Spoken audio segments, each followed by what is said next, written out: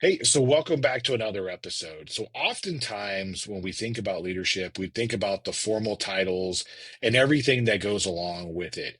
And leadership isn't about the titles or our designation, it's about impact, influence, and inspiration. And so, we have a very special guest today. We have Richard, who's joining us today all the way from South Africa. And I'm really excited to have him here on the show. So, Richard, welcome. Great to be here, Tim. Thanks for having me. Yeah, absolutely. I've been looking forward to this episode and the topic about charisma that we're going to talk about. But before we do that, can you just tell us a little bit about yourself and your background? Yeah, so I wear many hats, but I originally started out working as an IT consultant and a business consultant. And about 20 years ago, I decided to retrain. I retrained as a psychotherapist. And from working with individuals, many of whom were in business, I then got introduced into their organization, started to branch out in terms of coaching, organization consultancy, training. And I guess now I operate in all of those realms. Everything I do really is to do with helping people and organizations to reach their full potential. So I work with people with severe trauma, all the way through to boardroom execs who are looking to, as you say, improve their influence, their impact, all of that good stuff.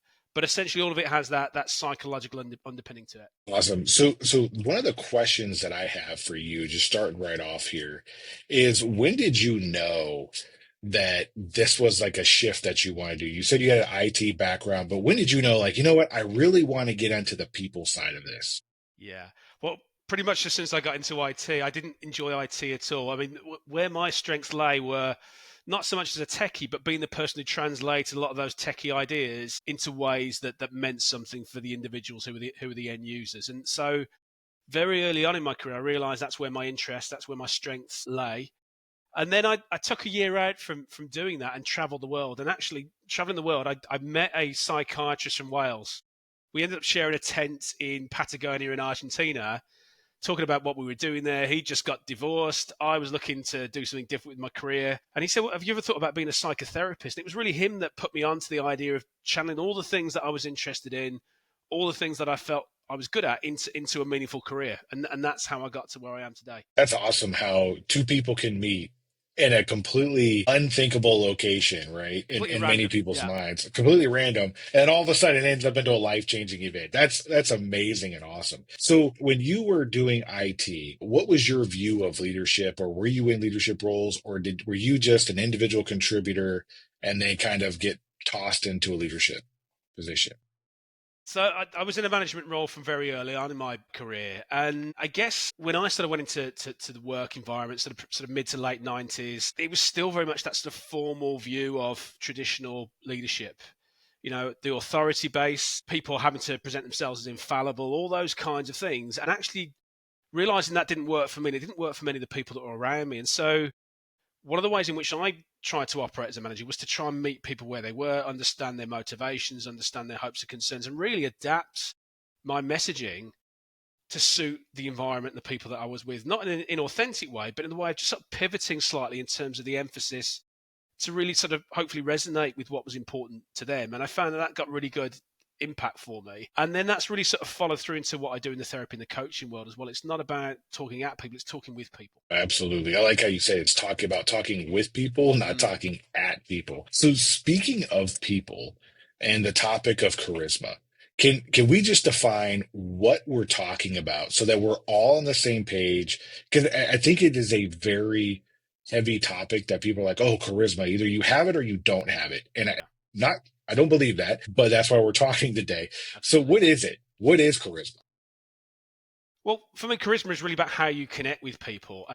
Sometimes it's used interchangeably with the idea of charm. And for me, charm is really about telling people what they want to hear, whether you believe it or not. And it's about those short term games. Whereas with charisma, what we're trying to do is to create authentic connection with people, understanding where people are coming from, helping them to understand our position, and hopefully being able to bring those two things together in a way that works for everybody concerned.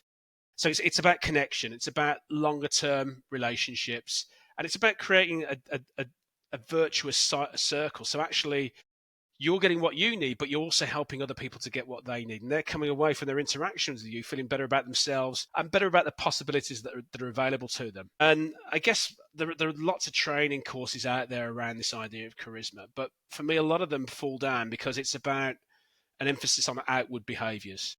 And for me, the outward behaviors come from how you manage your internal world. So recognizing what's important to you, being in touch with your own emotions and in terms of the emotions and energy that you're giving out into the world, and having the spare capacity to recognize what's important for other people.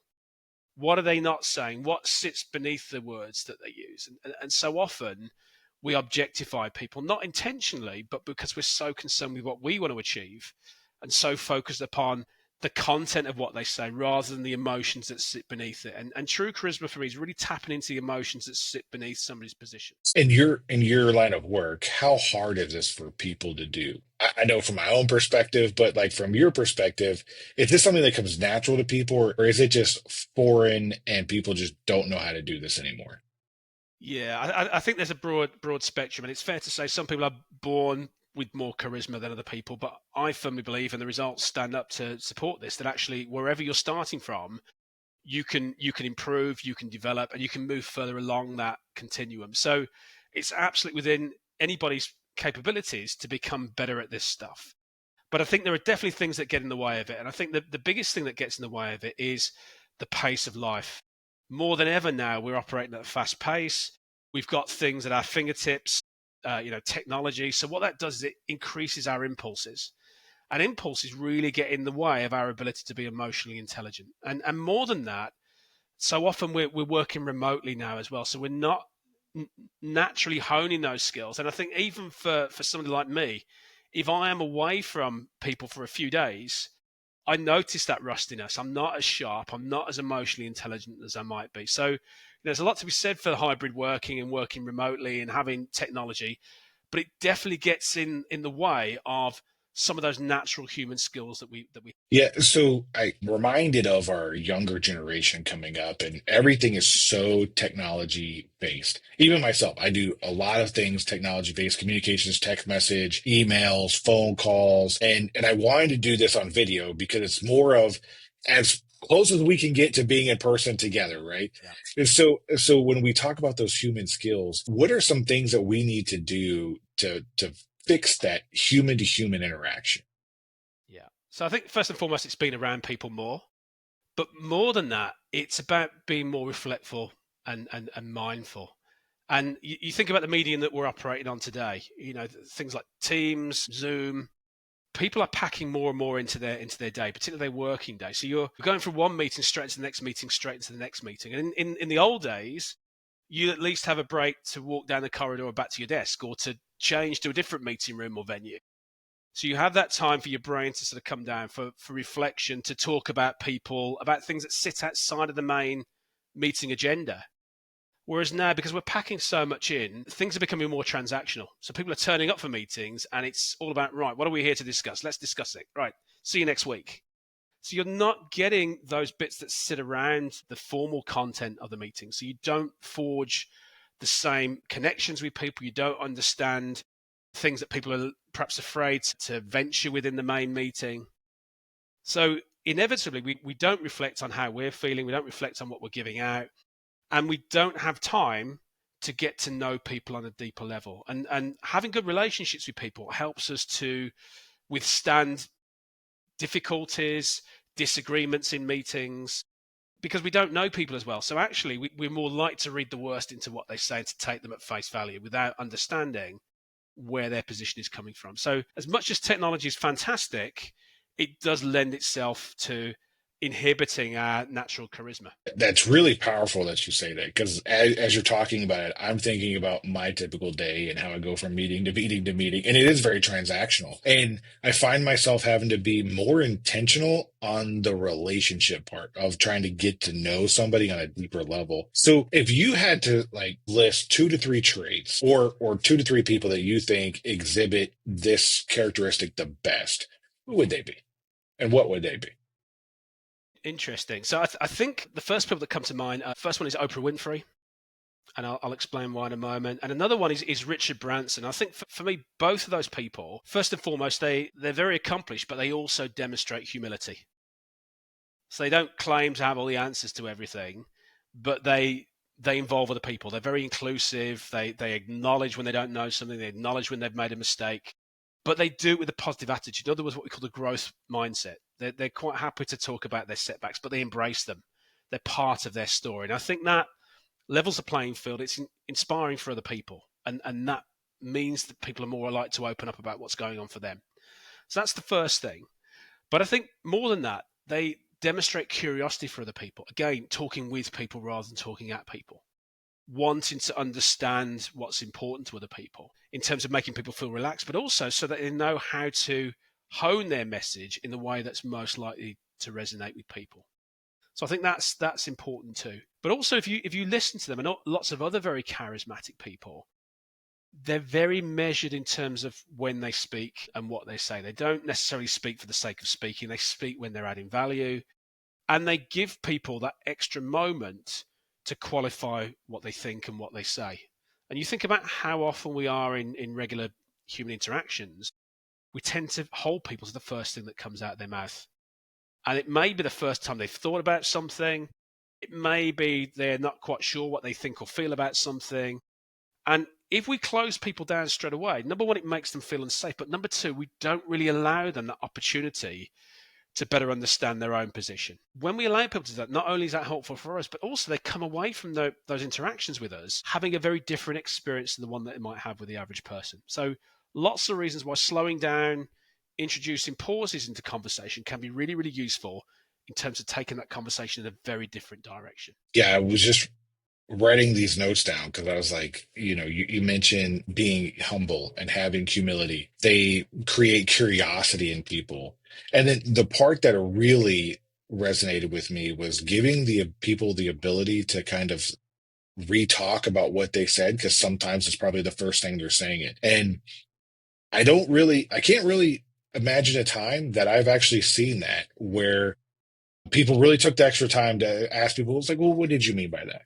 Right. And ask people to kind of dig deeper into their thought, and giving people that grace to really kind of find their way in the moment through a meeting or through interaction. I think that's a really key point, because it goes back to seeking understanding versus seeking to be right or wrong. So with that, how can we work on those characteristics ourselves?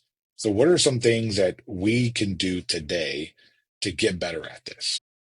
Yeah, well, I think the first thing is setting the intention, and going back to what we were talking about before with things like Zoom meetings, back-to-back meetings. We're thinking about the outcomes. We're not thinking about how we're achieving the outcomes. So rather than what do I want to say and what I want to get out of this meeting, yes, those are important, but what's the energy and the atmosphere that you want to create in that next conversation or meeting? And I think that's really, really important, because so much of how we experience the world is through feelings.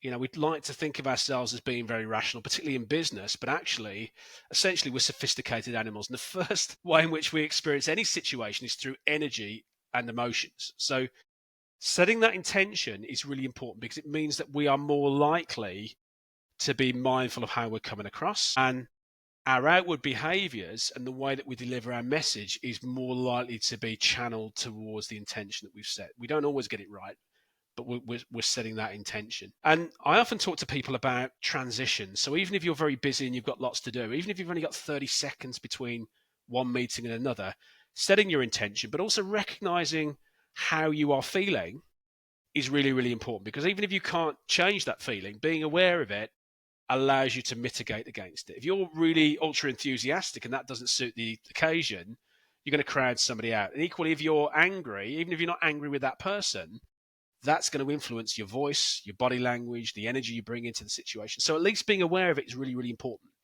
And even if you haven't got time to do anything else with it, notice your breathing. Our breathing is a massive indication of how we are feeling. And even if you've only got 30 seconds, setting your intention and slowing your breathing down is massively important in terms of creating that spare capacity to think about how you want to behave, how you're coming across, and how other people are reacting to the message that you're delivering. So those would be my very sort of basic things that people can start to do in any conversation, even in conversations with friends and family. Starting to apply those might mean that actually it's not such a big step up when you go into those important meetings. And it might mean that actually you experience your friends and family in a slightly different way because you're creating space for other things to come in. That's a great point. Let's talk about the transition though a little bit more, because I think that's probably more important than people think it is. So when you talk about the transition is between going from one thing to another thing, and I like to equate this to sometimes our bosses, right, are reactionary to the last thing that they came in contact with. So somebody may have left somebody's office. Now they're angry, like you talked about, and you're next up. Mm. And so your goal is we have a purpose here, but now you're angry. What Yeah. is it? What do I need to do to help offset that anger and being able to pick up on that? So I think transitions are important. So if we are in leadership roles and if we're leading people, you said it's important to recognize that. But can you tease that out a little bit more? Because I think it's a lot more important to be able to transition from one thing to the next thing. Yeah, absolutely. It's almost like your warm up. Imagine you're an athlete. You don't just turn up and run the 100 meters. You warm up for it. And your transition is your preparation for that next meeting. We tend to think about the meeting itself, but not the things that bracket the meeting. So it's massively important. And every experience that we have, even the ones that we think are fairly inconsequential, have an impact on our emotions, our energy, and our body language. So taking a few moments to register that is really, really important. And a lot of the time we're operating what's called system one of the brain. System one is really your stress response. And when we're there, we're less emotionally intelligent, and often we'll come away thinking, well, all I said was this, and they flew off the handle. It's how we say it. And in those moments, we're not registering the impact we're having, and things don't come across in the way that we want them to. So registering when system one's at play is really, really important. And there are simple things we can do. We've mentioned breathing. It can be things like noticing your feet touching the ground. It can be even just turning your head to one side and just scanning the room for a few moments before you go into the next meeting. What they do is they trigger what's called the parasympathetic nervous system. So in other words, they send messages back to the brain that say it's over. The difficult situation's over. You can relax. And so even if we've only got a few seconds, it's taking the edge off that experience a little bit. So it's at least mitigating against it. So really, really important. Worst case scenario, and again, this depends upon the nature of the relationship we've got with somebody. When we're in that next meeting, maybe even acknowledging what we're feeling. If it's somebody we know a little bit, saying, actually, I apologize, I've just had a really difficult meeting. And you might not go into the details of the meeting, but you're putting it out there. And even that is acknowledging the dynamics that are in the room.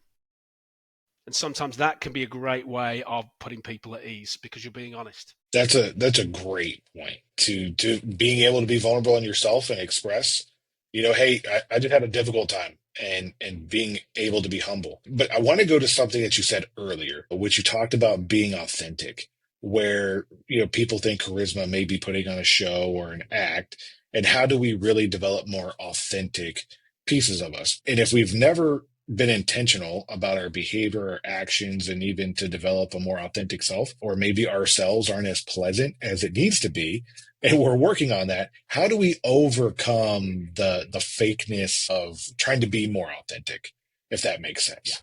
Yeah. I think most of us can see through that inauthenticity, can't we? It's, you see it with politicians quite a lot. They've sort of had that media training, but we see through it. And actually, it works against them. So I think being authentic is really, really important. But it's actually something that a lot of people feel uncomfortable about. And often I work with people in business who very accomplished at what they do, but they talk about imposter syndrome. They're in a role where they're doing very well, but they're expecting that tap on the shoulder that says, actually, you shouldn't be here.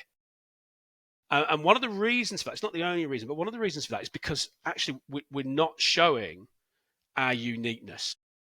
And this is humans across the board, that we tend to hide away the parts of ourselves that we even think aren't acceptable or don't fit into the environment that we're in. And we almost run the risk of becoming, a cookie cutter version of everybody else. And so starting to experiment with celebrating our uniqueness is a really important part of the work that I do. It's getting people to, yes, acknowledge parts that you can brush up on and polish, but also say, actually, this is who I am at my core, and I'm comfortable with that. And if that's something you haven't done, suddenly going from 0 to 100 is quite scary.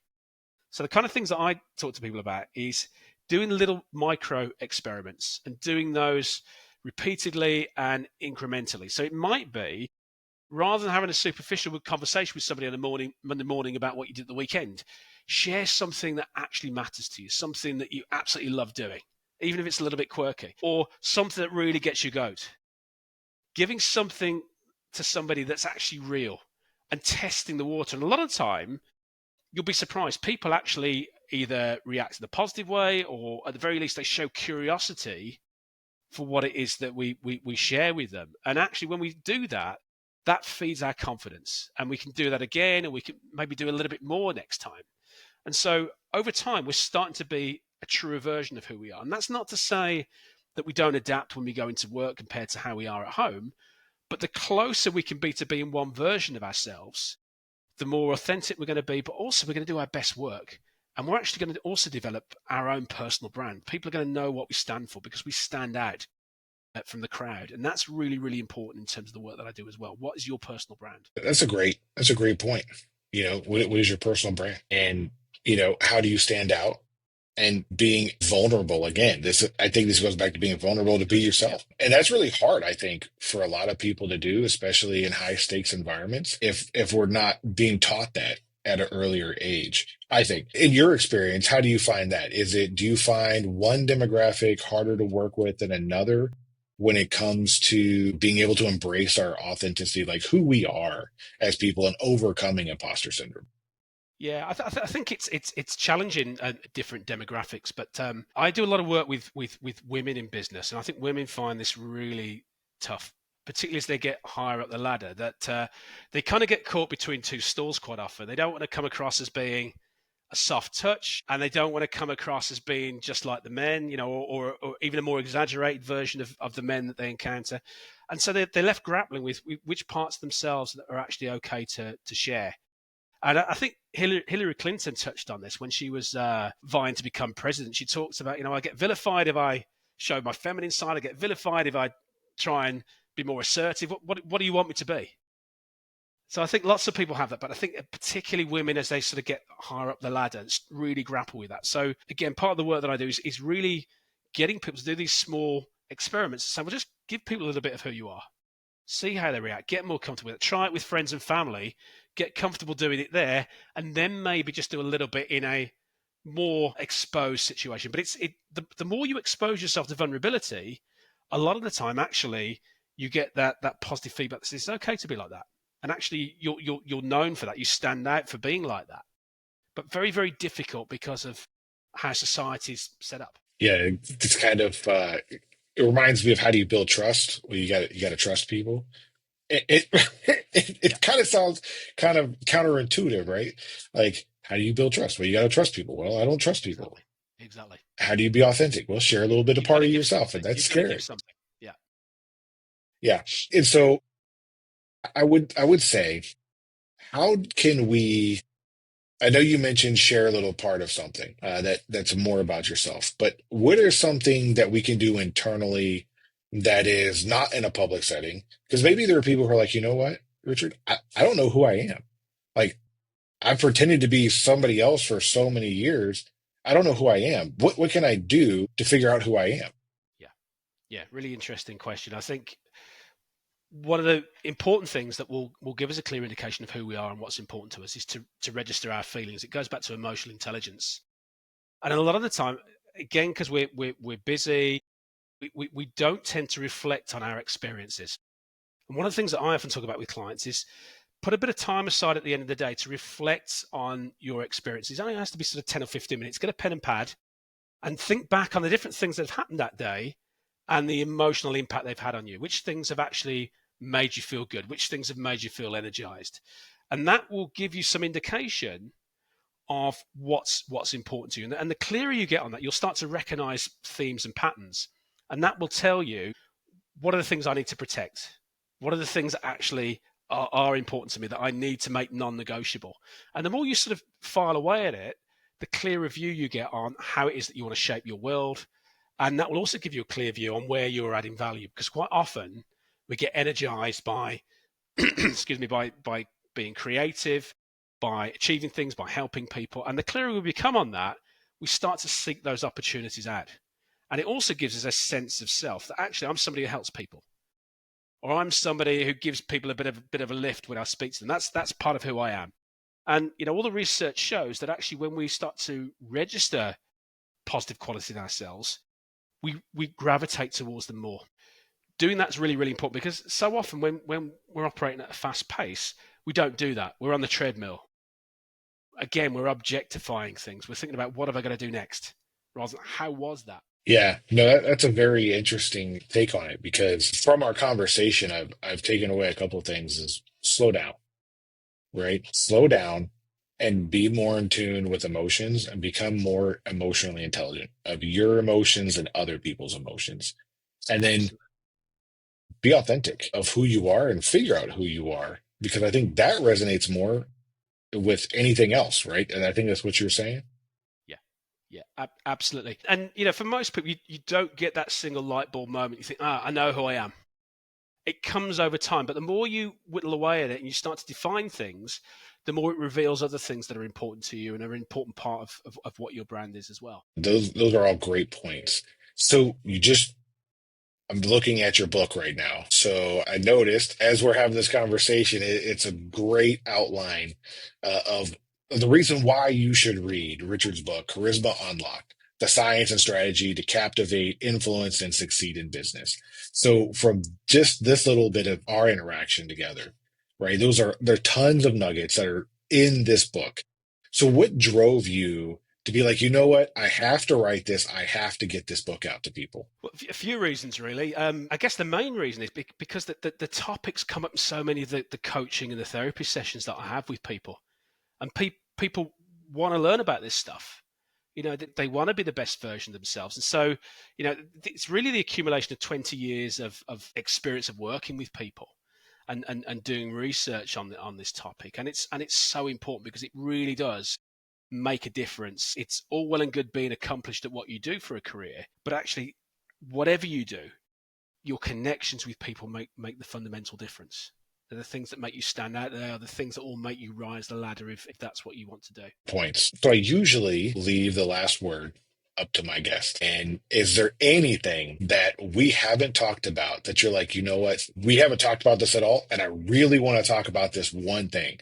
So what is that one thing that you want to talk about that we haven't talked about already? Interesting question. I think it's sort of it's an offshoot of some of the things that we have spoken about. It's really this idea of psychological safety. So we spoke a little bit earlier about setting the intentions for how you want to present in a meeting and the energy you want to create. But the biggest thing that facilitates connection is promoting psychological safety. So in other words, what can I do to put somebody at ease and let them know that actually I'm interested, I'm not going to close them down. Even if I've got a difference of opinion, I'm going to show respect and curiosity for their position. So that's everything from the kind of questions that we ask all the way through to how we pace the conversation and how we use our body language. So next time you go into a conversation with somebody, think about what can I do to give them reassurances that I'm interested in what they've got to say. And that's a huge area, but just again, even just setting that intention can make such a difference to the outcome. So what do you say to people who don't believe in psychological safety? Because I had a conversation with somebody a little bit over a year ago, and I said, hey, what about as leaders, we need to set psychological safety for people to voice their opinions, for people to speak out. And part of the conversation was as well, you're a leader. You should just naturally, be okay not being okay and work through it. So what do you say to people who say, well, psychological safety is not really a thing? How do we overcome those people? Well, I think if you're in an organization, the biggest thing is look at the stats.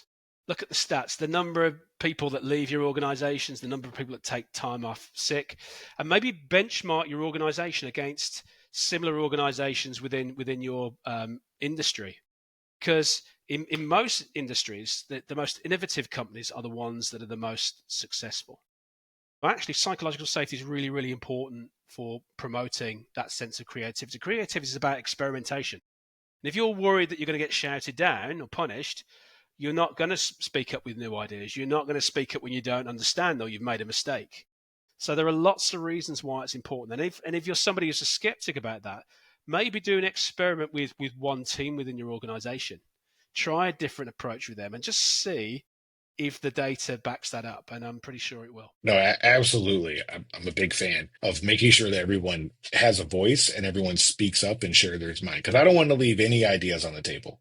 Like anything that I didn't hear about or somebody else needed to hear, those need to come out. And thinking about charismatic leaders and the topic of charisma, I think about the leaders that I look up to, and I always felt always comfortable. Like I think that's a lack of a better word, but comfortable to be around them, comfortable to share ideas, comfortable to talk. And then I felt like I was heard. And then when they left, I always felt like, man, that person was really cool to be around. And those are things that I aspire to live up to in any interaction I have is hopefully one, not boring, and two, that people walk away and go, man, you know what? I really enjoy talking to that person. And I want to meet them again. Exactly. So they promote your brand, but also it creates a ripple effect in the world, doesn't it? People come away feeling good and they hopefully pay that forward. Absolutely.